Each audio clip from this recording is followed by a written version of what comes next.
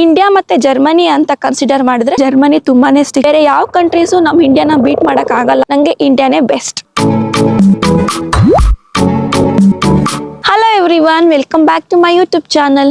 ಯಾರಾದರೂ ಬಂದು ನನ್ನ ಹತ್ರ ಜರ್ಮನಿ ಬೆಸ್ಟಾ ಇಂಡಿಯಾ ಬೆಸ್ಟಾ ಅಂತ ಕೇಳಿದ್ರೆ ನನಗೆ ಎಕ್ಸಾಕ್ಟ್ ಆಗಿ ಇದೇ ಕಂಟ್ರಿ ಬೆಸ್ಟ್ ಅಂತ ಹೇಳೋಕ್ಕಾಗಲ್ಲ. ಯಾಕೆ ಅಂದರೆ ಒಂದು ಕಂಟ್ರಿ ಬೆಸ್ಟ್ ಅಂತ ಹೇಳಬೇಕಾದ್ರೆ ತುಂಬ ವಿಷಯಗಳನ್ನ ಕನ್ಸಿಡರ್ ಮಾಡಬೇಕಾಗುತ್ತೆ. ಸೊ ಈ ವಿಡಿಯೋದಲ್ಲಿ ನಾನು ನಿಮ್ಮ ಜೊತೆ ಯಾವ ಕಂಟ್ರಿ ಯಾವುದರಲ್ಲಿ ಬೆಸ್ಟ್ ಅನಿಸುತ್ತೆ ನನಗೆ ಅಂತ ತಿಳಿಸ್ಕೊಡ್ತೀನಿ. ಇಂಡಿಯಾ ಬೆಸ್ಟಾ ಜರ್ಮನಿ ಬೆಸ್ಟಾ ನೋಡೋಣ ಬನ್ನಿ. ವರ್ಕ್ ಕಲ್ಚರ್ ಅಂತ ನೋಡಿದಾಗ ಜರ್ಮನಿನಲ್ಲಿ ವರ್ಕ್ ಅಂದರೆ ವರ್ಕ್ ಅಷ್ಟೇ. ಆದರೆ ನಮ್ಮ ಇಂಡಿಯಾದಲ್ಲಿ ವರ್ಕ್ ಅಂದರೆ ವರ್ಕಿನ ಜೊತೆ ಓವರ್ ಟೈಮ್ ಮತ್ತು ಸ್ಟ್ರೆಸ್ ಕೂಡ ತಗೋಬೇಕು. ಜರ್ಮನಿನಲ್ಲಿ on time login on time logout ಮಾಡ್ತಾರೆ. ಅದೇ ನಮ್ಮ ಇಂಡಿಯಾದಲ್ಲಿರೋ ಕಂಪ್ನೀಸಿಗೆ on time login on time logout ಅಂದರೆ ಏನು ಅಂತ ಗೊತ್ತೇ ಇಲ್ಲ ಅಂತ ಅನಿಸುತ್ತೆ. ನಮ್ಮ ಇಂಡಿಯಾದಲ್ಲೆಲ್ಲ ಓವರ್ ಟೈಮ್ ಮಾಡೋದು ತುಂಬಾ common. Last minute work, weekend calls ಕೂಡ ತುಂಬಾ ಕಾಮನ್ನು. ಇಲ್ಲಿ ಜರ್ಮನಿನಲ್ಲಿ ಪರ್ಸ್ನಲ್ ಲೈಫ್ಗೆ ತುಂಬಾ ಇಂಪಾರ್ಟೆನ್ಸ್ ಕೊಡ್ತಾರೆ.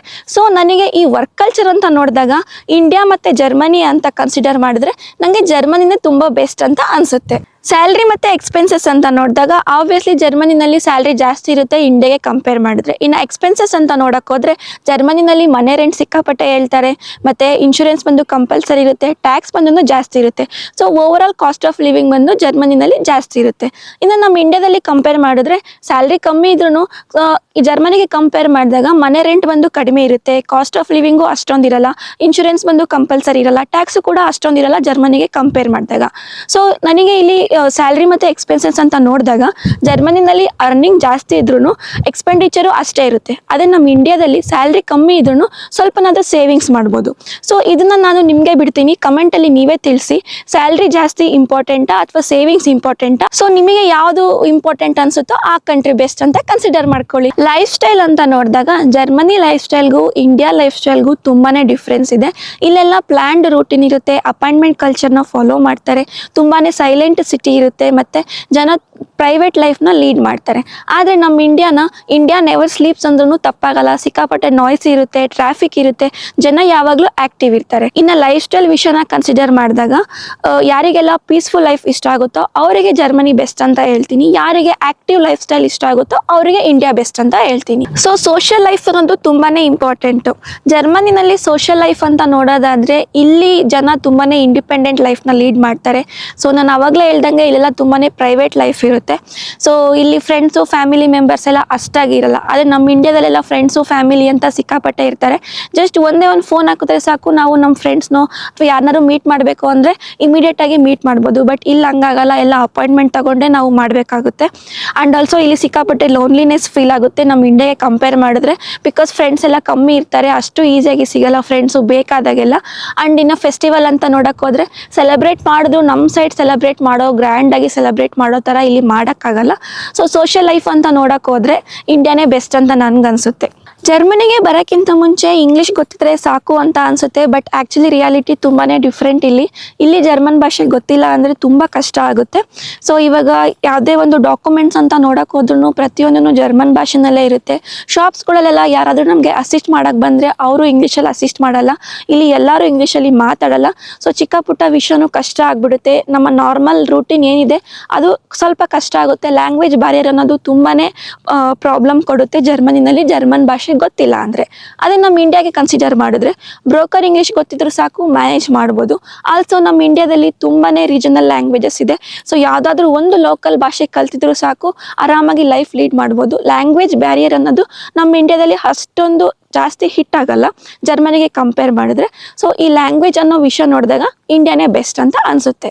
ನೆಕ್ಸ್ಟ್ ಬಂದು ಸಿಸ್ಟಮ್ ಆ್ಯಂಡ್ ಡಿಸಿಪ್ಲಿನ್. ಈ ವಿಷಯ ನೋಡಿದಾಗ ಜರ್ಮನಿ ತುಂಬಾ ಸ್ಟ್ರಿಕ್ಟು. ಈ ಕಂಟ್ರಿ ಬಂದು ತುಂಬಾ ಆರ್ಗನೈಸ್ಡ್ ಕಂಟ್ರಿ, ತುಂಬಾ ರೂಲ್ಸ್ ಇದೆ, ಸ್ಟ್ರಿಕ್ಟಾಗಿ ಫಾಲೋ ಮಾಡಲೇಬೇಕು. ಆಲ್ಸೋ ಇವರು ಕ್ಲೀನ್ಲಿನೆಸ್ಗೆ ತುಂಬಾ ಇಂಪಾರ್ಟೆನ್ಸ್ ಕೊಡ್ತಾರೆ. ಇವಾಗ ಒಂದು ಗಾರ್ಬೇಜ್ ಸೆಪರೇಷನ್ ವಿಷಯ ನೋಡಿದಾಗಲೇ ತುಂಬಾ ಸೀರಿಯಸ್ ಆಗಿ ಕನ್ಸಿಡರ್ ಮಾಡಿ ಸಪ್ರೇಟ್ ಮಾಡ್ತಾರೆ. ಆದರೆ ನಮ್ಮ ಇಂಡಿಯಾದಲ್ಲಿ ಹಂಗಲ್ಲ, ಅಲ್ಲೂ ರೂಲ್ಸ್ಗಳಿದ್ದಾವೆ, ಬಟ್ ಕಂಪಲ್ಸರಿಯಾಗಿ ಯಾರೂ ಫಾಲೋ ಮಾಡಲ್ಲ. ತುಂಬಾ ಫ್ಲೆಕ್ಸಿಬಲ್ಲು, ಮ್ಯಾನೇಜಬಲ್ಲು. ಇಷ್ಟೊಂದು ಸೀರಿಯಸ್ ಆಗಿ ಯಾರು ತಲೆಗೆ ಹಾಕ್ಕೊಂಡು ಎದ್ರುಕೊಂಡೆಲ್ಲ ಮಾಡೋ ಸೀನೆಲ್ಲ ಇಲ್ಲ, ಮ್ಯಾನೇಜ್ ಮಾಡ್ಬೋದು. ಸೊ ಸ್ಟಾರ್ಟಿಂಗಿಗೆ ಜರ್ಮನಿಗೆ ಬಂದಾಗ ಈ ರೂಲ್ಸು ಈ ಸಿಸ್ಟಮ್ ಎಲ್ಲ ನೋಡಿದಾಗ ಏನಪ್ಪ ಇವ್ರು ಹಿಂಗೆ ಮಾಡ್ತಾರೆ ಅಂತ ನಮಗೂ ಅನಿಸುತ್ತೆ. ಬಟ್ ಬಲವಂತವಾಗಿ ಮಾಡಿದ್ರು ಪ್ರಾಕ್ಟೀಸ್ ಆಗ್ತಾ ಆಗ್ತಾ ನಮಗೆ ಒಂದು ಪಾಯಿಂಟಲ್ಲಿ ನಮಗೆ ಅನಿಸುತ್ತೆ ಇದೆಲ್ಲ ನಮ್ಮ ಒಳ್ಳೇದಕ್ಕೆ ಅಲ್ವಾ ಮಾಡೋದು. ಕ್ಲೀನ್ಲಿನೆಸ್ ಇದ್ದಾಗ, ನಮ್ಮ ಸುತ್ತಮುತ್ತ ಕ್ಲೀನಾಗಿದ್ದಾಗ, ನಮ್ಮ ಎನ್ವೈರನ್ಮೆಂಟ್ ಚೆನ್ನಾಗಿತ್ತು ಅಂದರೆ ನಮ್ಮ ಆರೋಗ್ಯನೂ ಕೂಡ ಚೆನ್ನಾಗಿರುತ್ತೆ. ಸೊ ಇದೆಲ್ಲ ನಮ್ಮ ಒಳ್ಳೇದಕ್ಕೆ ಮಾಡೋದು ಅಂತ ಹೇಳ್ಬಿಟ್ಟು ನಮಗೂ ಇದೆಲ್ಲ ರೂಢಿ ಆಗಿಬಿಡುತ್ತೆ. ಸೊ ಹೇಳ್ಬೇಕು ಅಂತಂದರೆ ಇದೆಲ್ಲ ಡೆವಲಪ್ಡ್ ಕಂಟ್ರಿದು ಸೀಕ್ರೆಟ್ ಅಂತಲೇ ಹೇಳ್ಬೋದು.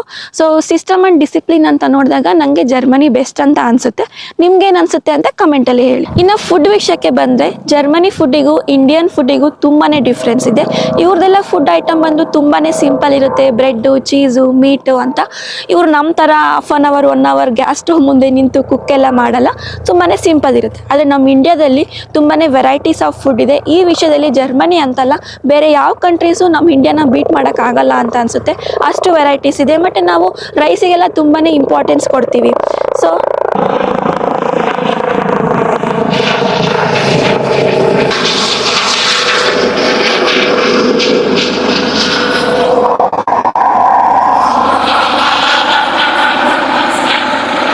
ಇವಾಗ ಒಂದು ಚಾಪರ್ ಬಂತಲ್ಲ, ಅದು ಏರ್ ಆಂಬ್ಯುಲೆನ್ಸು. ಇಲ್ಲಿ ಆಂಬ್ಯುಲೆನ್ಸ್ ಜೊತೆ ಏರ್ ಆಂಬ್ಯುಲೆನ್ಸ್ ಫೆಸಿಲಿಟಿನೂ ಕೂಡ ಹಾಸ್ಪಿಟಲ್ಗಳಲ್ಲಿ ಇರುತ್ತೆ.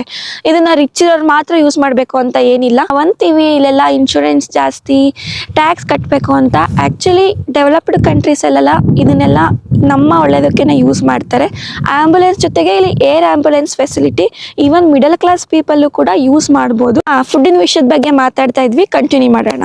ಸೊ ಆವಾಗಲೇ ಹೇಳ್ದಂಗೆ ಜರ್ಮನಿನಲ್ಲೆಲ್ಲ ಬೇಸಿಕ್ ಫುಡ್ ಯೂಸ್ ಮಾಡ್ತಾರೆ. ನಮ್ಮ ಇಂಡಿಯಾದಲ್ಲೆಲ್ಲ ವೆರೈಟೀಸ್ ಆಫ್ ಫುಡ್ ಇರುತ್ತೆ. ರೈಸ್ ಅನ್ನೋದು ನಾವು ತುಂಬಾ ಇಂಪಾರ್ಟೆನ್ಸ್ ಕೊಡ್ತೀವಿ. ನಮಗೆ ರೈಸ್ ಇಲ್ಲ ಅಂದರೆ ದಿನ ಸ್ಟಾರ್ಟೇ ಆಗಲ್ಲ ಅಂತ ಹೇಳ್ಬೋದು. ಬಟ್ ಇಲ್ಲೆಲ್ಲ ಬ್ರೆಡ್ಡೆಲ್ಲ ಮ್ಯಾನೇಜ್ ಮಾಡಿಬಿಡ್ತಾರೆ. ಸೊ ಈ ವಿಷಯದಲ್ಲಿ ನಾನು ನಮ್ಮ ಇಂಡಿಯಾನ ತುಂಬಾ ಮಿಸ್ ಮಾಡ್ಕೋತೀನಿ. ಫುಡ್ ಅನ್ನೋ ವಿಷಯದಲ್ಲಿ ನನಗೆ ಇಂಡಿಯಾನೇ ಬೆಸ್ಟ್. ಸೊ ಓವರ್ ಆಲ್ ಹೇಳ್ಬೇಕಂತಂದರೆ ಕೆರಿಯರು, ಪೀಸು, ಸಿಸ್ಟಮ್ ಅಂತ ಕನ್ಸಿಡರ್ ಮಾಡಿದ್ರೆ ಜರ್ಮನಿ ಬೆಸ್ಟ್ ಅಂತ ಹೇಳ್ಬೋದು. ಇನ್ನು ಫ್ಯಾಮಿಲಿ, ಸೋಷಿಯಲ್ ಲೈಫು, ಫುಡ್ ಅಂತ ನೋಡಿದ್ರೆ ಇಂಡಿಯಾ ಬೆಸ್ಟ್ ಅಂತ ಹೇಳ್ಬೋದು. ಆಲ್ಸೋ ನಮ್ಮ ಖುಷಿ, ನಮ್ಮ ಪ್ರಿಯಾರಿಟಿ ಮೇಲೂ ಇದು ಡಿಪೆಂಡ್ ಆಗುತ್ತೆ. ಇಲ್ಲಿ ನಾನು ಎಲ್ಲ ವಿಷಯಗಳನ್ನೂ ಕನ್ಸಿಡರ್ ಮಾಡಿಲ್ಲ. ಜಸ್ಟ್ ಒಂದು ಮಿಡಲ್ ಕ್ಲಾಸ್ ಫ್ಯಾಮಿಲಿಗೆ ಏನೆಲ್ಲ ಬೇಕಾಗುತ್ತೋ ಅಷ್ಟೇ ವಿಷಯಗಳನ್ನ ಇಟ್ಕೊಂಡು ಜರ್ಮನಿ ಬೆಸ್ಟಾ ಇಂಡಿಯಾ ಬೆಸ್ಟಾ ಅಂತ ಒಂದು ಕಂಪ್ಯಾರಿಸನ್ ಮಾಡಿದ್ದೀನಿ ಅಷ್ಟೇ. ಪರ್ಸ್ನಲಿ ನನಗೆ ಇಂಡಿಯಾನೇ ಇಷ್ಟ.